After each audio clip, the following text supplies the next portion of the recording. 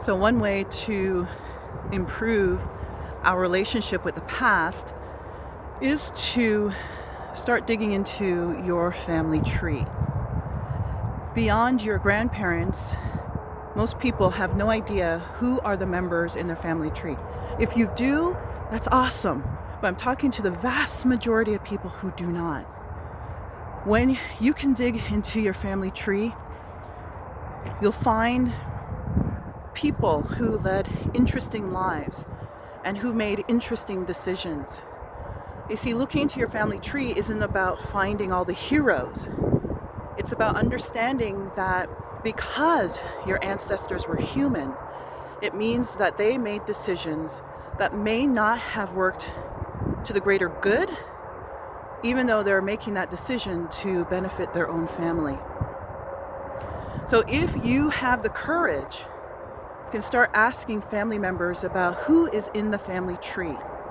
In particular, you need to find the elders in your family and get as many names as you can from them. If your grandparents are still alive, even your great-grandparents, if they're still alive, start asking them about the names of brothers, sisters, their parents, their grandparents, because that will help you a great deal. Often when I talk about family tree stuff, hang on, the wind is picking up.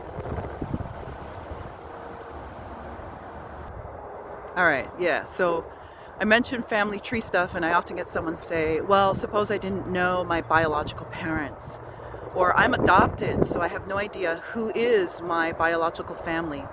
Perhaps you're estranged from family members for whatever reason, whether due to incarceration or a court order, or just a personal choice because of how toxic your family members are. Well, you need to make a choice.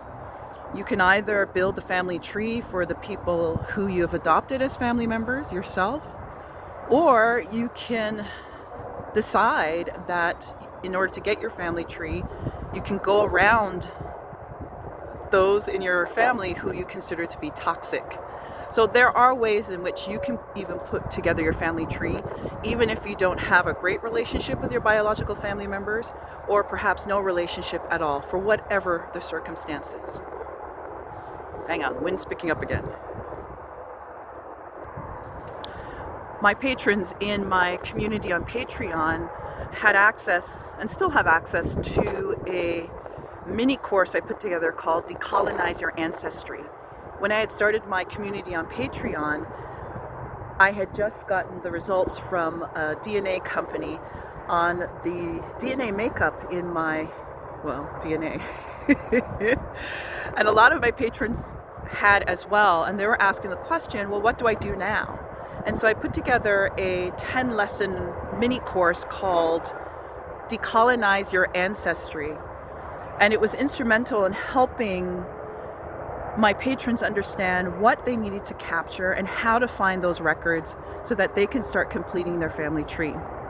Of course, if you become a patron in my community, you'll gain access to that as well. It's decolonizeyourancestry.com.